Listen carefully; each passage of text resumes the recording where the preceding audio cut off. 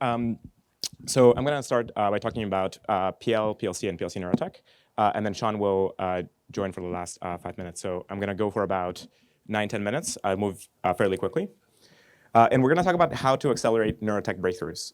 And this talk is kind of combining a set of information that we want a lot of the folks in the Foresight community to know about because we work with a lot of you in a range of things. Molly presented earlier the R&D piece.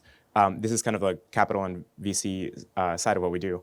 And so a little bit will be talking about VC in general, and then we'll get very specific into neurotech. So these are the three things: Pro Collapse, PL Capital, PLC Neurotech. Here's a quick about me. By the way, I'm going to hack your visual cortex, so just pay attention to the slides, not to me. There's going to be a bunch of information there. I tend to be highly. I invest in a lot of crazy stuff, including maybe the craziest thing for this group, while also very old, is cryo. So the Foresight community was into cryo very early. It's still crazy for some reason.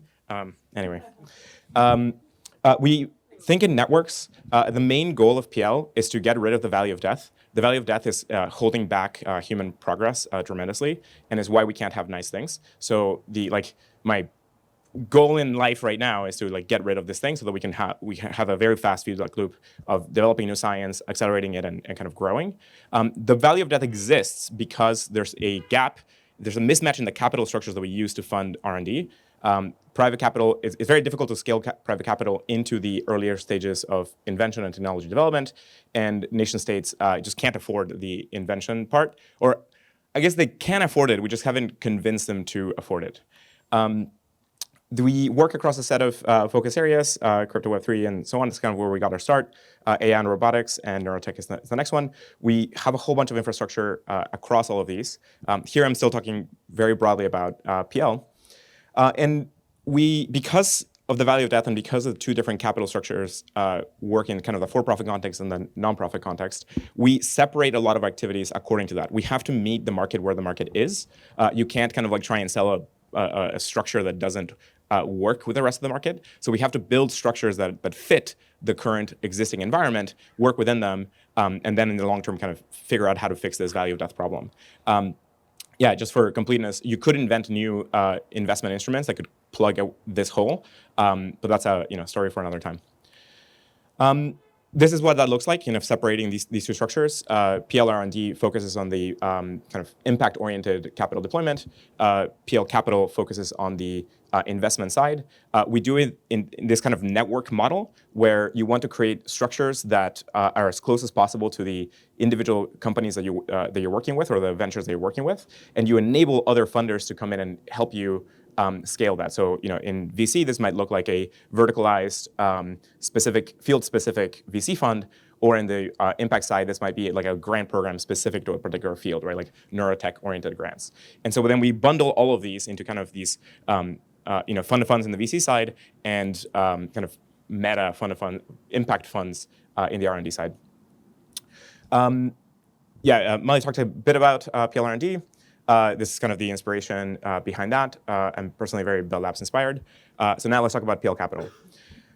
This is we have most of what we do, we're kind of early to mid-stage VC. So this is not kind of a later stage stuff. This is earlier in the pipeline. This is right as things are becoming companies. Often we're like the first money into something. Sometimes we are even going from deploying through grants, and then we spot things that are potentially good companies, and then we invest in those.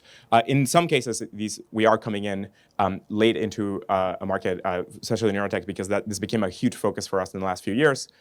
We are kind of investing in the mid-stage as opposed to the very earliest stage. In the long term, as we kind of accrue larger capital scales, we hope to be able to work on the latter part as well. There's value there, but that's kind of we're 1 or 2 orders of magnitude away from that. The inspiration here. There's like a set of VCs that I think are real VCs.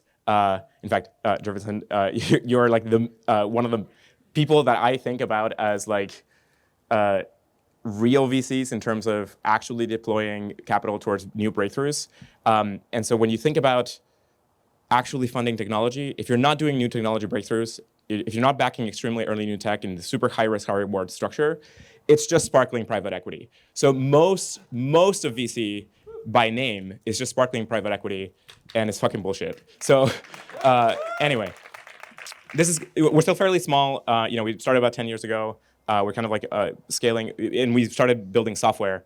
We just turned into VC about 5 years ago, 4 or 5 years ago. We're kind of on a path in this direction. We're kind of professionalizing what we do and making it adaptable and fit like the rest of the world. And so PL Capital is just this part is like, how do we do kind of this direct VC funding piece? How do we kind of create a product that fits the rest of the world? And how do we leverage this longer term arc across the valley of death to create very profitable, great investments that accelerate technology? So there's a whole bunch. Most of the work that we've done is in crypto because that's where we started. And kind of in that landscape, there's a very good example of how we work, which is that we go into a field very early. We do a bunch of the R&D directly, either by working with specific labs. We tend to see what the technology is going to do, sometimes many years ahead of when there are companies. And that it's kind of like its own challenge because you have to like not invest too early on the things that are not going to make it. And you can often do that, but that you can like accidentally blow a lot of money if you do that. So you have to be very careful about really figuring out when the market is ready and when do you find the right founders. That if the market's not ready, you're going to cause the market to be ready. That's kind of like an Elon type extraordinary founder. And like ideally, like you find and invest in those. There's not that many to go around, so sometimes you have to like invest in not Elon level founders, or people that are kind of going on that way. There's a set of like great founders that we're going to watch your careers with great interest because they're kind of like on the path to becoming of that type.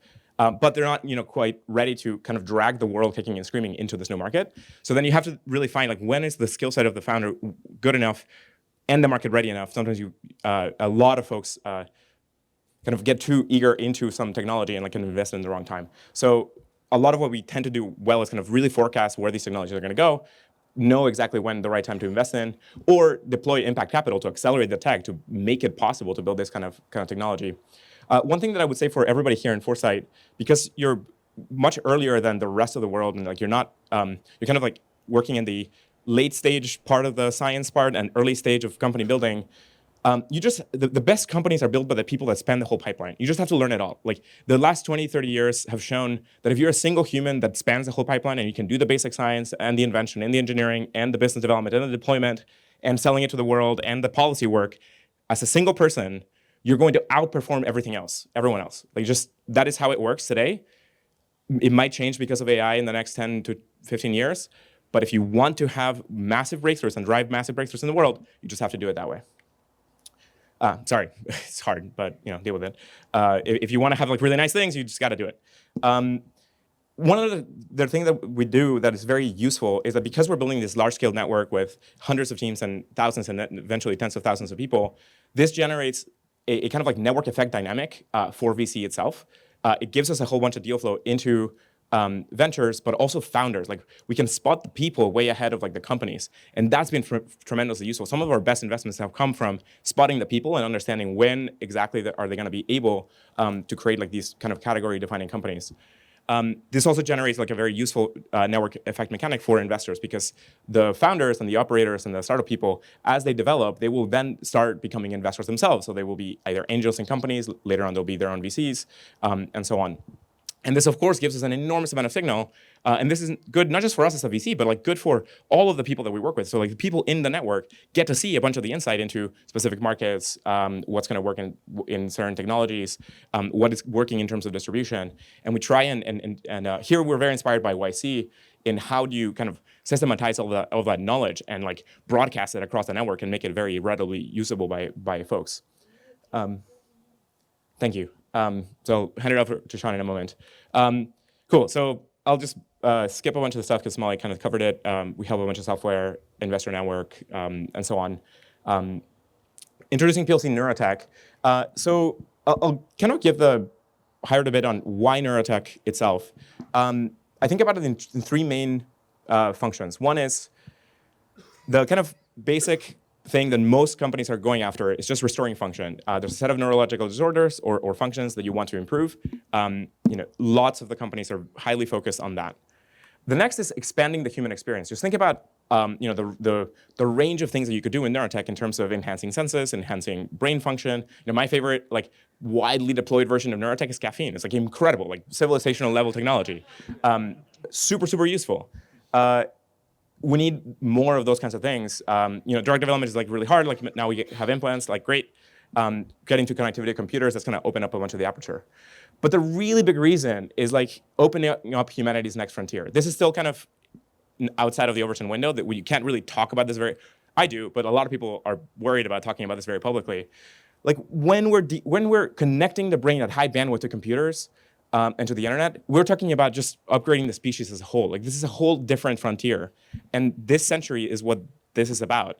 We're either giving birth to a new species that's going to carry on, or we're going to become that new species that's going to carry on. And the decision's up to us. So either we kind of get to this scale of connectivity and we give humanity access to digital existence and evolution, or I don't know, we're maybe host.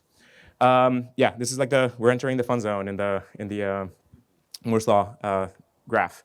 So the next few years for neurotech are going to be very BCI focused, restorative use cases, of course. There's now a set of companies that are pursuing the really transformative BCI types of use cases, but there's very few of those.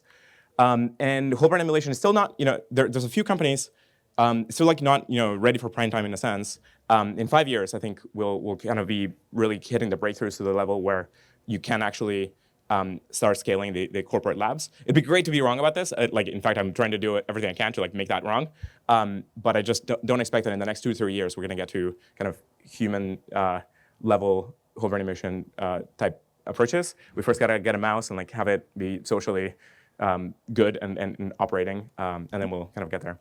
We're hyper-focused on getting the companies to be able to unlock mega cash flows, because we've seen what happens in AI if you do that. If you get close enough to tens of billions of revenue, you kind of the rest of the field gets dragged up. So we're hyper-focused in helping the companies achieve that, because that's what's going to lift up all of the neurotech landscape. Cool. Hand it over to Sean.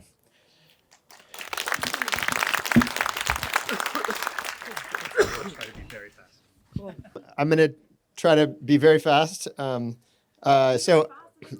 faster than Juan. So I'm going to talk to you about the BCI specific problems and how we think we can keep the capital flows alive to get to the vision that Juan just outlined. I'm going to skip this, but you should look at my slides. This is what we care about. So Valley of Death, everybody's on board.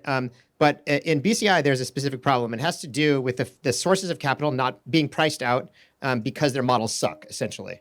The traditional sources of capital. So medtech investors expect that their valuations at IPO will be about, this is a super optimistic. Actually, a lot of medtech investors want it to be 1x or even less than 1x if you look at recent comps.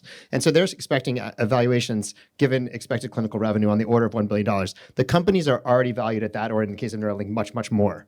And as a consequence, if you're investing now and you're using the models that medtech investors typically deploy, you need to get to valuations in the tens of billions of dollars to make the investment make sense today. And simply, the case is the medtech investors do not believe that this is true because they're using these old, outdated models. I think everyone here believe there are other models that they should be using, but they're not using them. So the question is, how do we get them to update their models? Because everybody here, I know you guys have a lot of capital, but I don't know if we have enough in this specific audience to get all of these companies across the line so we can usher in the future that Juan just discussed. And part of the problem, or the opportunity, depending on how you think about it, is that to date, a lot of the companies have been funded by, I would say, value insensitive impact investors, frankly, billionaires who care. And I think it's good that they care, but on the other hand, they don't scale as a capital class in the same way that large pools of pension funds and so forth.